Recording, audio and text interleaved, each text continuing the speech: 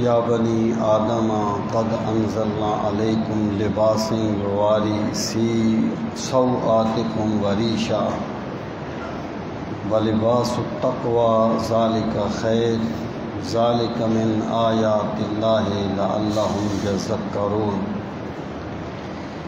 صدق اللہ مولانا العظیم وبلغنا رسولہ النبی الکریم الامین ونحن علی ذالک لمن الشاہدین والشاکرین والحمد للہ رب العالمین۔ رب اشرح لی صدری ویسر لی امری واحلل عقدۃ من لسانی یفقہوا قولی۔ اللہم ارنا الحق حقا وارزقنا اتباعہ وارنا الباطل باطلا وارزقنا اجتنابہ۔ اللہم ارنا الاشیاء کما ہی ان اللہ وملائکتہ یصلون علی النبی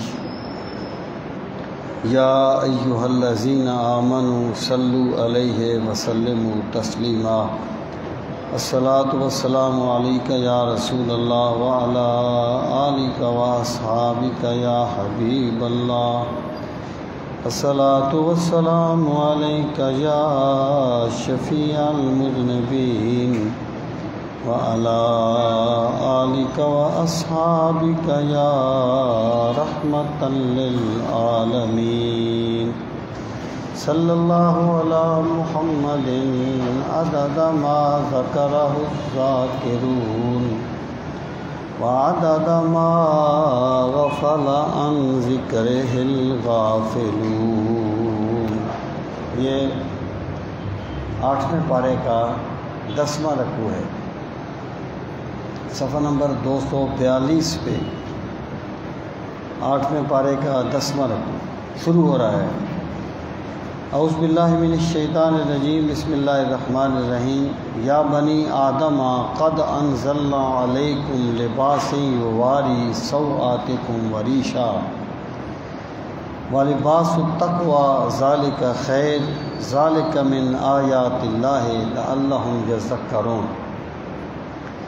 یہ جو آیہ کریمہ ہے، اس میں اللہ تعالیٰ نے انسان کے لیے لباس کی نعمت کا تذکرہ فرمایا،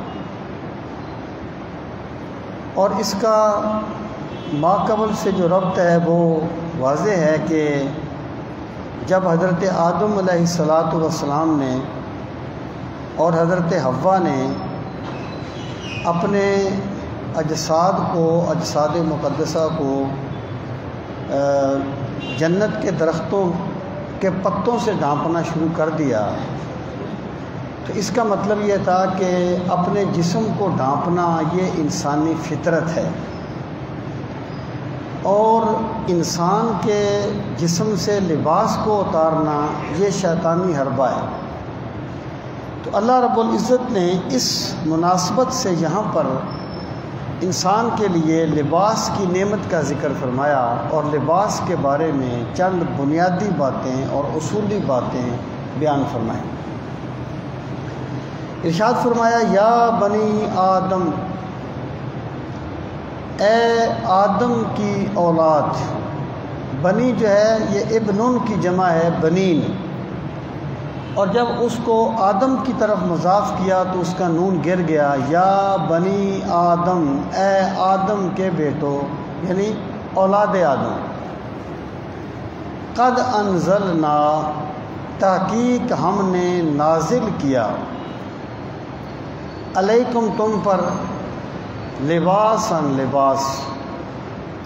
یہاں پر انزلنا کا معنی یہ ہے ہم نے تمہارے لیے لباس کا سامان کیا، یعنی آسمان سے تو لباس نہیں اترتا نا، یا یہ ہے کہ لباس کا جو سبب بنتا ہے، بارش ہوتی ہے اسی سے کپاس، تو سبب کی طرف اس کی نسبت کر دی، بارش اوپر سے آتی ہے۔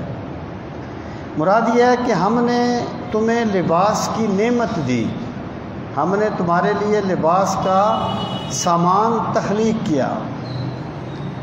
اب لباس کیسا ہو؟ دیکھیں، لباس جو ایک معاشرتی چیز ہے، لباس کا تعلق معاشرہ کے ساتھ ہوتا ہے، اور اسلام آفاقی دین ہے پوری کائنات کے لیے، اور آفاقی دین جو ہے وہ کسی ایک لباس کو حکم دے کے مخصوص نہیں کرتا، کیونکہ ہر علاقے کا لباس اپنا ہوتا ہے۔ ہم اس کو یوں بھی بیان کر سکتے ہیں کہ ایک ہوتی ہے تہذیب، ایک ہوتا ہے تمدن۔ تہذیب کا جو لفظ ہے نا، یہ حذبہ سے نکلا ہے، کانٹ چھانٹ کرنا، اور تمدن کا جو لفظ ہے یہ مدنہ سے نکلا ہے، مدینہ شہر، یعنی جو شہر آباد ہوتے ہیں۔ تو تہذیب جو ہے نا یہ ایک سوچ ہوتی ہے، اس سوچ کے مقابلے، اس سوچ کے نتیجہ کے طور پر، اس سوچ کا مظہر اور اس سوچ کا جو نتیجہ نکلتا ہے، اس کے تناظر میں جو معاشرہ آباد ہوتا ہے اس کو تمدن کہا جاتا ہے۔ یعنی تہذیب سوچ ہے، اور سوچ کی بنیاد پر بننے والا معاشرہ تمدن کہلاتا ہے۔ ویسے تو تہذیب اور تمدن کا لفظ ہم مترادف کے طور پہ استعمال کرتے ہیں نا، لیکن حقیقت میں ان میں فرق ہوتا ہے کہ تہذیب بنیاد ہے اور نتیجہ اس کا، یہ تمدن اس کا ثمرہ ہے۔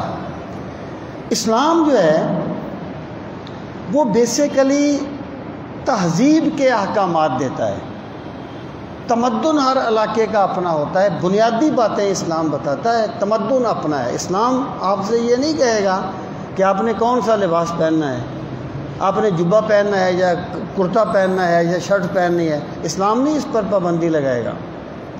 اسلام آپ کو بنیادی بات دے گا۔ ہاں، جو چیزیں رسول کریم صلی اللہ تعالیٰ علیہ وآلہ وسلم نے پہنی، جیسی آپ نے پہنی، جیسی صحابہ کرام نے پہنی، جیسی مقربین الہی نے پہنی، اگر کوئی بندہ ان کی نسبت سے ان کو پہنے گا تو اللہ اسے اجر دے گا، اسے سنت پہ عمل کرنے کا اجر ملے گا۔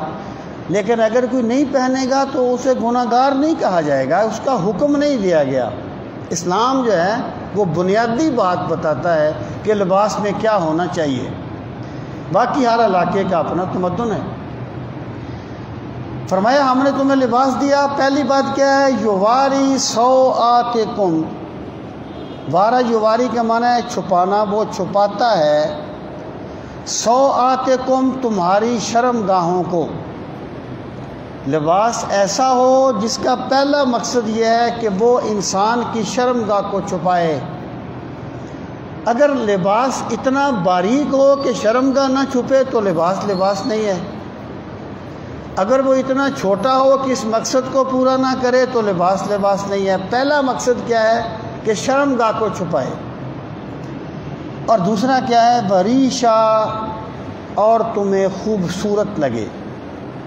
یعنی اسلام یہ نہیں کہتا کہ تم گندے کپڑے پہنو گے تو اللہ کو محبوب ہوگے۔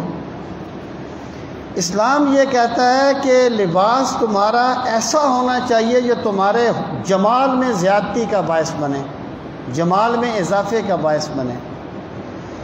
اب جو بھی لباس ان دو چیزوں کو پورا کرے گا کہ وہ شرمگاہ کو چھپائے، انسان کے بدن کو ڈھانپے اور انسان کو اچھا لگے، وہ عین اسلامی لباس ہوگا۔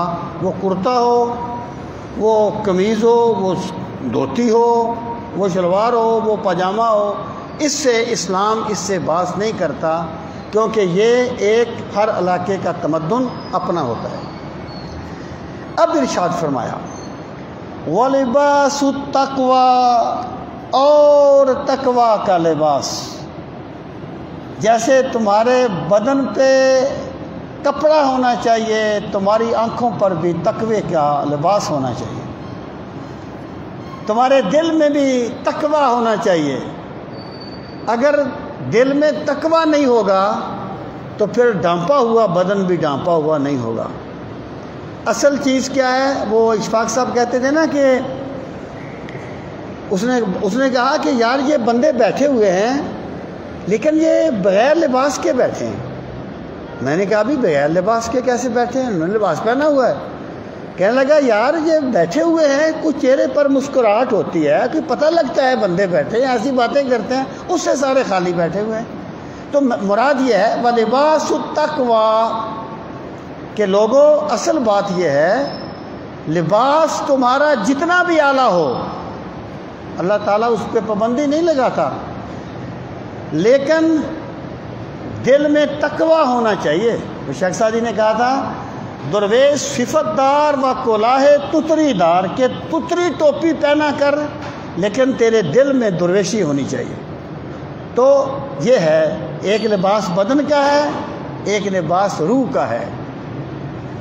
بدن کا لباس کپڑا ہے اور روح کا لباس تقوی ہے۔ اگر دل میں تقوی نہ ہوگا تو لباس بے معنی ہو جاتا ہے۔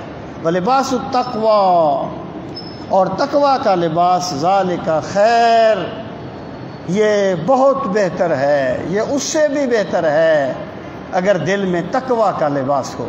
دیکھیں اسلام یہ کہتا ہے کہ اگر ایک بندے کے پاس کوئی کپڑا نہیں ہے، برہنہ بدن ہے، تو وہ بیٹھ کے نماز پڑھے۔ یعنی برہنہ بدن بندہ نماز پڑھے بیٹھ کے، باوجود اس کے کہ اس کے بدن پہ کپڑا نہیں ہے۔ یہ ایک اضطراری حالت ہے۔ اس کا مطلب کیا ہے؟ اس کے بدن پہ کپڑا تو نہیں ہے لیکن اس کے دل میں اللہ کی خشیت موجود ہے۔ تو فرمایا تقوی کا لباس بہت بہتر ہے۔ ذالک من آیات اللہ، یہ اللہ کی نشانیوں میں سے ہے۔ اللہ تعالیٰ نے کس طریقے سے لباس کا اہتمام کیا، کس طریقے سے چیزوں کو پیدا کیا، کس طریقے سے انسان کی جبلت کو بنایا کہ وہ اپنا بدن کو ڈھانپتا ہے، اب اس کی فطرت کو تخلیق کیا، یہ تمام چیزیں اللہ کی آیات میں سے ہیں۔ لعلہم یذکرون، تاکہ یا شاید وہ لوگ نصیحت پکڑ لیں، ان چیزوں کو دیکھ کر وہ سمجھیں کہ اللہ تعالیٰ کو مطلوب کیا چیز ہے۔ اس میں عربوں کے اس چیز کا بھی رد ہے کہ جو وہ کہتے تھے کہ ہم نے جن کپڑوں سے گناہ کیا ہے نا، انہیں پہن کے ہم بیت اللہ کا طواف نہیں کر سکتے۔ وہ کپڑے اتار دیتے، کچھ قبیلے تھے اور وہ ننگے بدن طواف کرتے تھے۔ تو اللہ پاک نے فرمایا کہ لباس جو ہے نا، یہ تو اللہ تعالیٰ اس کی تحسین کرتا ہے۔ اگر تم لباس پہن کے طواف کرو تو یہ تم میں شرم و حیا کا ملکہ پیدا کرے گا۔ شاہ ولی اللہ کہتے ہیں بندے کے باطن کا اس کے ظاہر سے بڑا گہرا ربط ہوتا ہے۔ جس بندے کے دل میں تکبر ہوتا ہے نا، اس بندے کا چلنا بھی اس کے تکبر کو ظاہر کر دیتا ہے۔ اور اگر بندے کا جسم پاک نہ ہو، اس کی سوچ میں کبھی پاکیزگی نہیں آ سکتی۔ اگر بندے کا ظاہر پاک نہ ہو تو اس کی سوچ میں پاکیزگی نہیں آ سکتی۔ ظاہر اور باطن میں بڑا گہرا ربط ہوتا ہے۔ اللہ پاک فرماتا ہے یہ ہم نے اس لیے تمہیں لباس کی نعمت دی ہے تاکہ وہ لوگ نصیحت پکڑیں کہ اللہ تعالیٰ کا مطلوب کیا ہے۔ کچھ لوگوں نے یہ خیال کر لیا تھا کہ گندے کپڑے پہننے سے اللہ تعالیٰ خوش ہوتا ہے۔ رسول کریم علیہ الصلوۃ والسلام نے ایک موقع پہ فرمایا لوگوں، جس کے دل میں رائی برابر بھی تکبر ہوگا وہ جنت میں نہیں جائے گا۔ صحابہ کرام نے عرض کی، اللہ کے رسول، ایک بندہ چاہتا ہے میرے کپڑے اچھے ہوں، میری سواری اچھی ہو، میرا گھر اچھا ہو، کیا یہ تکبر ہے؟ فرمایا نہیں، یہ تو جمال ہے۔ ان اللہ جمیل و یحب الجمال، اللہ خوبصورت ہے اور خوبصورتی کو پسند کرتا ہے۔ اللہ چاہتا ہے کہ میں نے بندے کو جو رزق دیا اس کے وجود سے نظر آئے، یہ تکبر نہیں ہے۔ پھر صحابہ کرام نے کہا اللہ کے رسول تکبر کیا ہے؟ فرمایا انا پرستی کی وجہ سے حق بات کو چھوڑ دینا اور اللہ کے بندوں کو حقیر جاننا، یہ ہے تکبر۔ تو لعلہم یذکرون، یہ گندے کپڑے پہننا جو ہے نا، یہ نہیں ہے اللہ کا مطلوب۔ اللہ کا مطلوب یہ ہے کہ تم اس طریقے سے لباس پہنو کہ اللہ کی دی ہوئی نعمتوں کا اظہار تمہارے وجود سے بھی ہو۔ یا بنی آدمہ، اے بنی نوع انسان، اے بنی آدم، اے اولاد آدم، لا یفتننکم، یہ فتنہ سے ہے، فتنہ۔ فتنہ کا معنی ہوتا ہے کسی چیز کو پرکھ میں ڈال دینا، آزمائش میں ڈال دینا۔ ہم اردو میں جس کو فتنے کا لفظ سے تعبیر کرتے ہیں، عربی میں ذرا وسیع معنی میں استعمال ہوتا ہے۔ لا یفتننکم الشیطان، کہ شیطان تمہیں فتنے میں نہ ڈال دے۔ کیسے؟ کما اخرجا، جیسا کہ اس نے نکال دیا، ابویکم، تمہارے والدین کو، ابوے یعنی والد اور والد، حضرت آدم اور حضرت حوا، من الجنت، جنت سے۔ ایک چیز یاد رہے کہ حضرت آدم علیہ السلام کو جب اللہ پاک نے خلیفہ بنایا تھا تو خلیفہ بنایا ہی زمین کے لیے تھا۔ اس قال ربک للملائکۃ انی جاعل فی الارض خلیفہ، حضرت آدم علیہ السلام کو زمین پر بطور سزا کے نہیں بھیجا گیا تھا، بلکہ اللہ کا نظام ہی یہ تھا کہ وہ زمین کے خلیفہ ہوں گے۔ یہ تو ایک سبب اور اسباب کا معاملہ تھا، جس طریقے ہر کام جو ہے وہ سبب اور مسبب کے تحت ہوتا ہے، یہ ایک معاملہ تھا۔ تو اس سے مراد یہ ہے کہ شیطان سبب بن گیا تھا تمہارے والدین کو جنت سے نکالنے کا، یعنی جو اللہ کا منصوبہ تھا اس کا سبب یہ بن گیا تھا۔ اس کا مطلب یہ ہے کہ سبب اچھا بھی ہو سکتا ہے، سبب برا بھی ہو سکتا ہے۔ سبب اچھا کام تو اللہ کرتا ہے نا، کسی سبب سے کرتا ہے۔ اگر کوئی بندہ اچھی چیز کا سبب بن گیا تو باعث تحسین ہے، اگر وہ کسی بری چیز کا سبب بن گیا تو باعث مذمت ہے۔ سبب اچھا بھی ہو سکتا ہے، سبب برا بھی ہو سکتا ہے۔ تو ارشاد فرمایا ینزع عنہما لباسہما، کہ وہ اتارتا تھا ان سے ان کا لباس، لیریہما سوآتہما، تاکہ وہ دکھا دے ان کی شرمگاہیں۔ یعنی شیطان یہ چاہتا تھا کہ لباس اتار دیں اور ان کی شرمگاہیں جو ہیں وہ دوسرے دیکھیں، جبکہ اس کا یہ مقصد پورا نہیں ہوا۔ یوں ہی لباس اترا تو انہوں نے جنتی لباس، انہوں نے وہ جنتی پتے اوڑھ لیے، اور پھر اللہ پاک نے لباس کی نعمت عطا فرما دی۔ جیسا بھی حضرت آدم کے زمانے میں لباس تھا، کوئی لباس تو تھا نا جو وہ پہنتے تھے، جیسا بھی تھا، ہمیں اس سے غرض نہیں ہے، لیکن اللہ تعالیٰ نے لباس کی نعمت دے دی حضرت آدم اور حضرت حوا کو۔ شیطان کا یہ منصوبہ جو تھا یہ پورا نہیں ہوا کہ وہ ان کو برہنہ کر دے اور اس کو دوسرے دیکھیں، اس طرح نہیں ہوا۔ آگے ارشاد فرمایا شیطان سے بچو، کیوں؟ انہ یراکم، بے شک وہ دیکھتا ہے تمہیں۔ یرا کا معنی دیکھنا، یراکم وہ تمہیں دیکھتا ہے۔ وقبیلہ، اور شیطان کا قبیلہ، یعنی قبیلہ سے مراد وہ چھوٹے شیاطین بھی ہو سکتے ہیں، جو ایسی منفی قوتیں ہیں وہ ساری اس میں شامل ہیں۔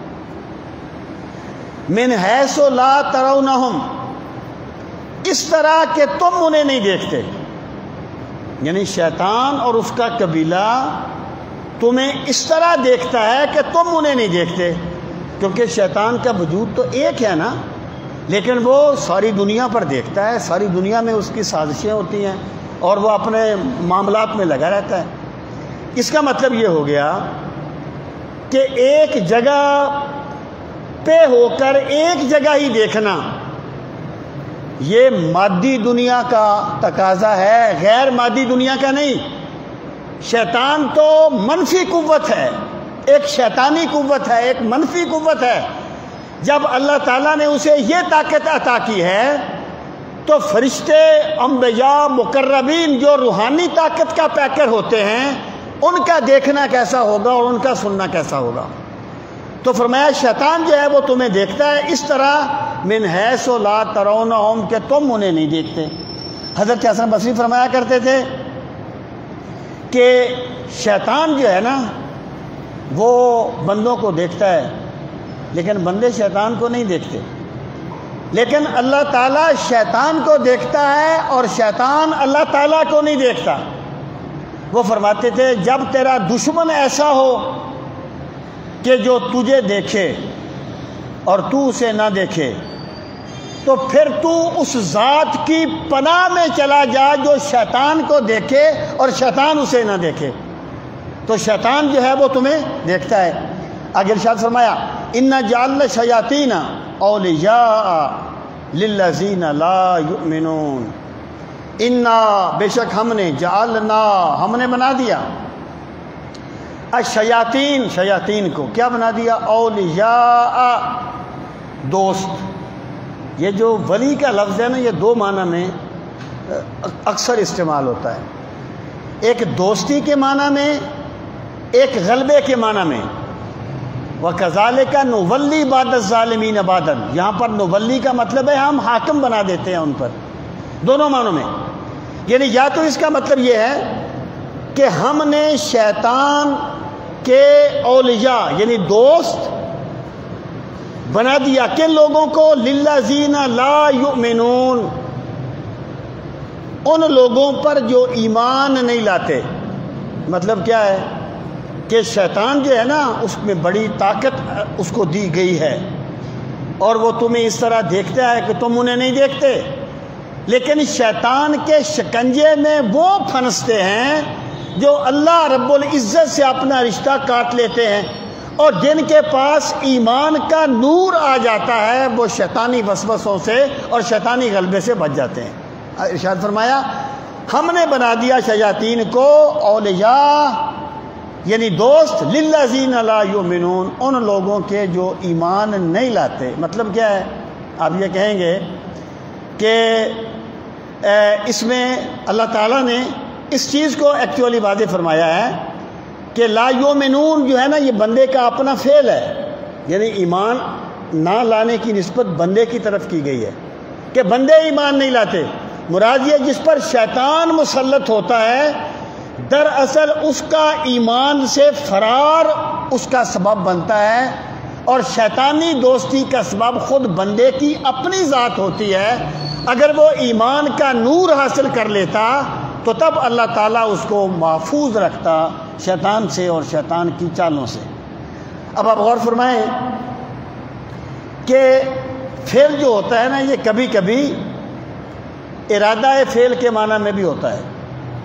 یعنی آپ کہہ سکتے ہیں کہ ایک بندہ ہے ہی کافر، وہ مومن ہے ہی نہیں، تو وہ شیطان سے کیسے بچے گا اور وہ کیسے ایمان لائے گا؟ جبکہ شیطان سے تو وہ بچتا ہے جو یعنی اس کے شکنجے میں وہ آتا ہے جو ایمان نہیں لانے والا ہوتا، وہ تو ایمان لایا نہیں، وہ تو کافر ہے۔ تو فعل کبھی کبھی ارادہ فعل کے معنی میں ہوتا ہے۔ اس کا مطلب یہ ہے جو لوگ ایمان لانے کا ارادہ کر لیتے ہیں، اللہ انہیں بھی شیطان سے محفوظ کرتا ہے اور ایمان عطا فرما دیتا ہے، اور جو بندے نہ ارادہ کرتے ہیں نہ ایمان لاتے ہیں وہ شیطان کے شکنجے میں پھنس جاتے ہیں۔ اب ارشاد فرمایا جب شیطان کسی کا ولی بن جائے، اس کی پھر عملی صورت کیا ہوتی ہے، وہ بندہ کیا، اس کی سوچ کیا ہو جاتی ہے۔ فرمایا وَإِذَا فَعَلُوا فَاحِشَةً، اور جب وہ کرتے ہیں، جب انہوں نے کیا فاحشہ کوئی بھی برا کام، فحاشی فحشا عام لفظ استعمال ہوتے ہیں، یعنی شیطان جن کا دوست بن جائے اور جو نعمت ایمان سے محروم ہو جائیں، ان کی پھر طریقہ کیا ہوتا ہے کہ وَإِذَا فَعَلُوا فَاحِشَةً، اور جب وہ کرتے ہیں کوئی برا کام، قالوا وہ کہتے ہیں وجدنا ہم نے پایا، علیہا اس پر، آباءنا اپنے آباء و اجداد کو، یعنی وہ کوئی برا کام کرتے ہیں، فحاشی کا کام کرتے ہیں، کوئی بدکاری کرتے ہیں، انہیں کہا جائے یہ کیوں کرتے ہو، وہ کہتے ہیں ہمارے آباء و اجداد ایسا ہی کیا کرتے تھے۔ یعنی جو بندہ ایک برا کام کر کے بھی اس پر نادم نہ ہو بلکہ دلیل دے کے اسے سچ ثابت کرنے کی کوشش کرے، اس کا صاف مطلب یہ ہے کہ وہ شیطان کے شکنجے میں پھنس چکا ہے، اور غلطی ہو جاتی ہے بندے سے، برائی ہو جاتی ہے بندے سے، لیکن مومن کی شان یہ ہے کہ یوں ہی اس سے غلطی ہوتی ہے وہ نادم ہو جاتا ہے، وہ غلطی کو درست ثابت کرنے کے چکر میں نہیں رہتا، وہ غلطی پر شرمندہ ہو جاتا ہے اور پھر وہ اللہ کی بارگاہ میں ندامت کا اظہار کرتا ہے، جبکہ جو شیطان کے شکنجے میں پھنس جاتا ہے وہ اپنی غلطی کو ہی درست ثابت کرنے کے چکر میں ہوتا ہے۔ اب بندہ خود سوچ لے کہ وہ کہاں کھڑا ہوا ہے۔ وہ کہتے ہیں واللہ امرنا بہا، ہمیں اس کا اللہ نے حکم دیا تھا۔ قل ان اللہ لا یامر بالفحشاء، آپ فرما دیجئے کہ اللہ تعالیٰ بے حیائی کا حکم نہیں دیتا، اللہ تعالیٰ کبھی برائی کا حکم نہیں دیتا۔ کوئی بھی غلطی جو بندہ کرتا ہے اللہ اس کا حکم نہیں دیتا، بڑی سمپل سی بات ہے۔ اتقولون علی اللہ ما لا تعلمون، اتقولون کیا تم کہتے ہو علی اللہ اللہ تعالیٰ کے بارے میں ما لا تعلمون جو کچھ تم جانتے نہیں ہو۔ مطلب کیا ہے کہ اللہ کیا حکم دیتا ہے اس کو معلوم کرنے کا ذریعہ تو صرف اور صرف پیغمبر کی ذات ہے۔ اللہ تعالیٰ کیا حکم دیتا ہے، اللہ کی مرضی کو جاننے کا ذریعہ صرف ایک ہے اور وہ وہی ہے، ذات پیغمبر ہے۔ اس سے ہٹ کر کوئی بندہ جو بھی کہتا ہے اللہ کے بارے میں اللہ کی ذات پہ بہتان باندھتا ہے۔ تو فرمایا تم اللہ کے بارے میں وہ کہتے ہو جو تم جانتے نہیں ہو۔ آپ فرمایا قل امر ربی بالقسط، آپ فرما دیں میرے رب نے انصاف کرنے کا حکم دیا ہے۔ یہاں پر انصاف کرنے سے مراد یہ اس خاص پس منظر میں بھی ہے، کچھ قبیلے تھے نا جو مکہ مکرمہ میں رہتے تھے، انہوں نے یہ تاثر دیا ہوا تھا کہ جو لوگ باہر سے آتے ہیں وہ ننگے بدن طواف کریں گے، لیکن جس کو ہم کپڑے دیں گے نا وہ کپڑے پہن کے طواف کر سکتا ہے، یا ہم کپڑے پہن کے طواف کر سکتے ہیں، وہ نہیں کر سکتے الا یہ کہ وہ ہمارے کپڑے پہنیں۔ یہ انہوں نے گویا انسان میں ایک تفریق کر دی تھی اپنے پاس سے۔ فرمایا میرا خدا بے حیائی کا حکم نہیں دیتا کہ تم ننگے بدن طواف کرو، اللہ تعالیٰ تو انصاف کرنے کا حکم دیتا ہے۔ اگر تم کپڑے پہن کے طواف کر سکتے ہو تو وہ بھی پھر کپڑے پہن کے طواف کر سکتے ہیں۔ اللہ کی بارگاہ میں سارے انسان جو ہیں وہ برابر ہیں۔ وَأَقِيمُوا وُجُوهَكُمْ عِنْدَ كُلِّ مَسْجِدٍ وَادْعُوهُ مُخْلِصِينَ لَهُ الدِّينَ، وَأَقِيمُوا اور سیدھے کر لیا کرو، وجوہکم اپنے چہروں کو، عند کل مسجد ہر مسجد کے پاس، یعنی یہاں پر مسجد سے مراد ہے سجدہ یا عبادت کے وقت، عبادت کے وقت اپنے چہروں کو سیدھے کر لیا کرو، وَدْعُو یعنی اللہ کی طرف، وَدْعُوهُ مُخْلِصِينَ لَهُ الدِّينَ اور پکارا کرو اسے، وَدْعُوهُ اور پکارا کرو اسے، یعنی پکارنے سے مراد کیا ہے، مطلق پکارنا نہیں، علی وجہ العبادت پکارنا، یا وَدْعُو کا معنی ہے تعبدو عبادت کرو اللہ کی، یا علی وجہ العبادت پکارو اللہ کو، وَدْعُوهُ اور پکارو اسے، کیسے، مخلصین لہ الدین کہ تمہاری عبادت کا اللہ کی رضا کے سوا کوئی اور مقصد نہ ہو، اپنی عبادت کو اللہ تعالیٰ کے لیے مخلص کرتے ہوئے صرف اللہ تعالیٰ کی عبادت کیا کرو۔ کما بدأکم تعودون، اور مت بھولو کہ تمہیں ایک دن اللہ کی بارگاہ میں جانا ہے، اور وہ کہتے تھے میں یحیی العظام وہی رمیم، جب ہڈیاں مٹی میں مل جائیں گی تو کون انہیں زندہ کرے گا، قل یحییھا الذی انشأھا اول مرہ، فرمایا جس میرے قدرت والے رب نے تمہیں پہلی مرتبہ بنایا تھا وہ تمہیں دوبارہ بنانے پر بھی پوری طرح قادر ہے۔ اللہ تعالیٰ اپنی قدرت کی دلیل، قیامت کی دلیل انسان کی تخلیق سے دیتا ہے، اپنی قدرت سے دیتا ہے کہ جس خدا نے یہ کیا وہ خدا اس طریقے سے بھی کر سکتا ہے۔ جب اللہ تعالیٰ نے حضرت زکریا علیہ السلام کو یہ بشارت دی کہ تمہیں اللہ تعالیٰ بیٹا عطا، انہوں نے دعا مانگی تھی کہ پروردگار مجھے بیٹا عطا فرما، اللہ پاک نے فرمایا، انہیں بیٹے کی بشارت دے دی گئی، تو انہوں نے عرض کی میرے مالک میرا بیٹا کیسا ہوگا، کیسے ہوگا، یعنی میں تو بوڑھا ہو گیا ہوں، تو کیا مجھے جوان کر دیا جائے گا، بیٹا کیسے ہوگا؟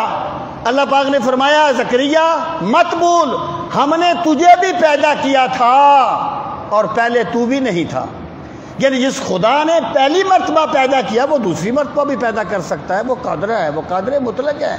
تو فرمایا کما بدأکم تعودون، جیسے اس نے تمہیں پیدا کیا تھا اسی طرح تم پھر لوٹ کے اللہ کی بارگاہ میں جاؤ گے۔ فریقاً ہدا و فریقاً حق علیہم الضلالہ، لوگوں کی دو گروہ ہیں لوگوں کے، جو گروہ جس بنیاد پہ تقسیم ہوتی ہے نا لوگوں کی، وہ دو لوگ ہیں، ایک اللہ کو ماننے والے، ایک اللہ کو نہ ماننے والے۔ رسول کریم علیہ السلام نے فرمایا تھا الاسلام ملت واحدہ والکفر ملت واحدہ، اسلام ایک ملت ہے اور کفر دوسری ملت ہے، تقسیم صرف اسلام اور کفر کی ہوتی ہے۔ فرمایا فریقاً، ایک فریق ہے ہدا، اسے اللہ نے ہدایت عطا فرمائی، وفریقاً حق علیہم الضلالہ، اور دوسرا فریق حق کا ثابت ہو گئی، علیہم ان پر، الضلالہ گمراہی۔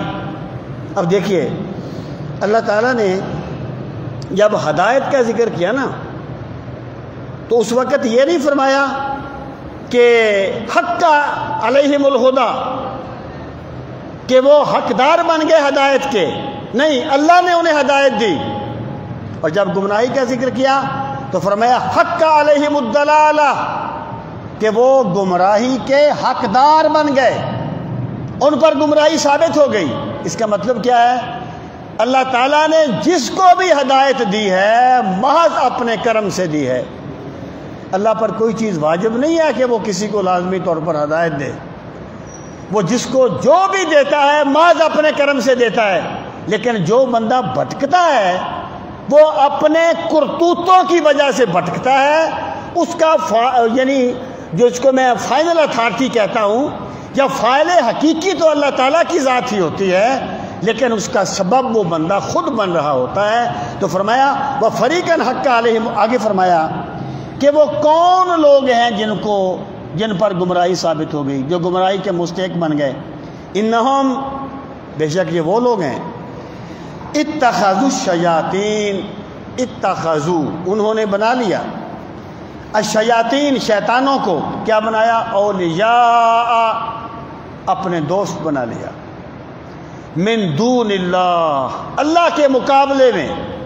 وہ لوگ ہیں جنہوں نے اللہ کو چھوڑ کر شیطانوں کو اپنا دوست بنایا۔